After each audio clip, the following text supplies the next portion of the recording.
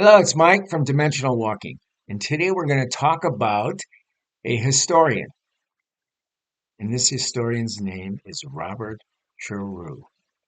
Okay, Charroux. I think it's Charroux actually. I think it's a French name. So, anyways, Charroux was this amazing historian. He's wrote many books. There's a series of six core books I talk about. Okay, and I'm going to talk about this. I'm going to do three-parter because I think it's this important. Okay, because he talks about some really cool stuff. And listen, I've read a lot of books. I've done a lot of research all my life, and this one is really really when I started reading some of their books, I said I got to share some of this with my audience. Okay, because I really think it's that important. So we're going to call this one the I'll get that right, Hypothesis, the forbidden origins of humanity. Okay? So Robert Charroux never wrote like a historian. Even though he was a historian, he never wrote like one. He wrote like a man trying to smuggle a message across time. A message he believed that ancient civilizations had encoded in stone, myth, and memory, some really important stuff. To read him is to feel the hum of something older than history, stranger than science, and a pulse that suggests humanity is not the protagonist of Earth's story. Okay, you got it? But he's saying that it's the latest of that this story is the latest of the uh, inheritor of a legacy we barely understand. Okay. So, in this first installment of our three-part series, we're going to dive into uh, Charu's earliest um, works, earliest books. There's six in total that I'm going to talk about. We're going to do two of the books in part one. Okay, so the earliest works, one of them is called The Mysteries of the Past, and the other one is called The Book of the Secrets of Our Time. Okay, and in these books he reconstructs the worldview that he believed that our history was deliberately erased. A world where gods were astronauts, civilizations rose and fell in cycles of cosmic intervention, and humanity's origins were anything but terrestrial. Okay, you're still with me. Charu begins with a provocation that still feels radioactive today. What if the oldest myths are not metaphors but memories? He points to the global reoccurrence of some of these types of memories, such as sky gods descending in fire, culture bringers emerging from the sea, giants walking the earth, catastrophic resets that wipe the slate clean. To Charu, these aren't coincidences. He's calling them fingerprints. They're the residue of contact.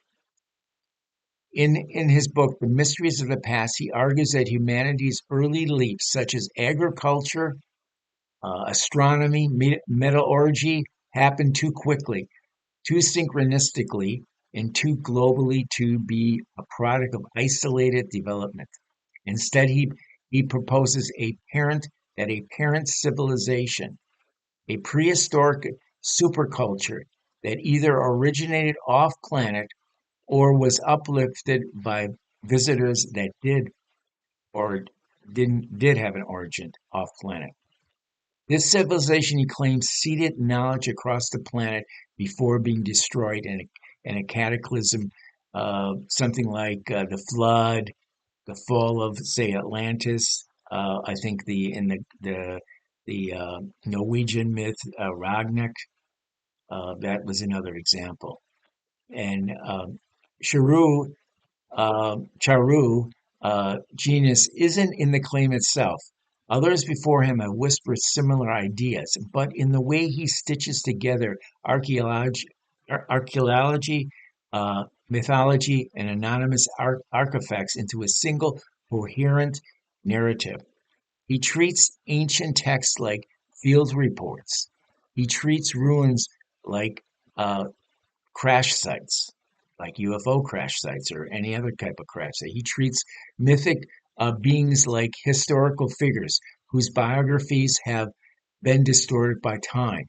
One of the most compelling threads in the idea of is his idea of technological and anachronism. Okay, Charu categorizes objects and structures that seem to defy the capacities of cultures that built them. Precision cut monoliths, maps showing pre-glacier coastlines, batteries in Mesopotamia, and astronomical alignments so accurate that they rival modern instruments. To him, there are not mysteries; they are evidence that someone at some point possessed knowledge far beyond mainstream history allows or presently allows, okay? Because we're not getting any better at allowing anything that's out of the mainstream. But Char Charu doesn't stop at the ancient world. In his book, The Secrets of Our Time, he pivots from archaeology to geopolitical vision, arguing that modern governments have inherited fragments of this forbidden legacy. He suggests that ancient civilizations, ancient societies, intelligence agencies, and scientific elites have engaged in a quiet, ongoing race to rediscover or reverse engineer the technologies of this first civilization. Nuclear power, he claims, is a crude echo of something far older. Space exploration is not a new frontier, but a return to an abandoned one. Okay?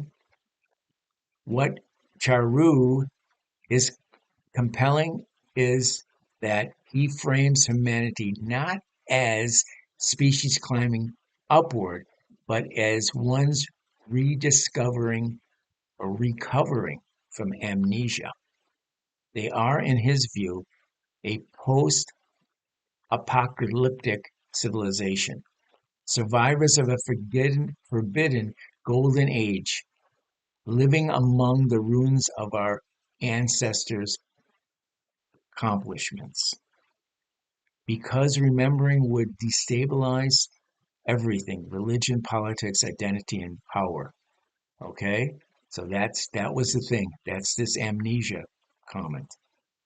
Charu work resonates today because it taps into deep, almost instinctual suspicion that the official story of human history is incomplete.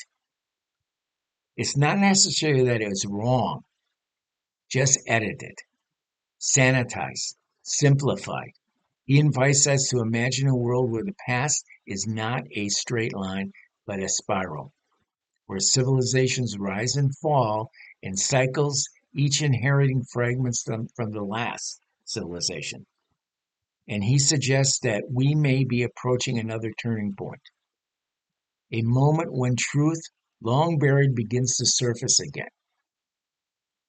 So, if the real history of the earth is stranger, older, and more interconnected than anything we have been taught, what if? Just what if? What if the myths we dismiss as fantasy are actually encrypted records of encounters with beings whose technology appeared divine? And what if the next chapter of that story is already unfolding? So, with that said, in part two, we will dive into Charu's middle works, the next two books, the ones where he stops hinting and starts naming names, the ones where he maps out the cosmic hierarchy, the alien groups, the ancient wars that shaped humanity, the ones that transformed his theory from a provocative idea into full-blown cosmic saga. Okay? So that's in part two. Hopefully you kind of understand what he was going for. And some of these things in here, even before I read his books, I just want to make a comment that I had some of those same feelings from other works that I had written before. But he really puts it all together, and it's really quite amazing. 6 books. Okay? So, anyways, with all that said, happy trails until we meet again. Bye bye.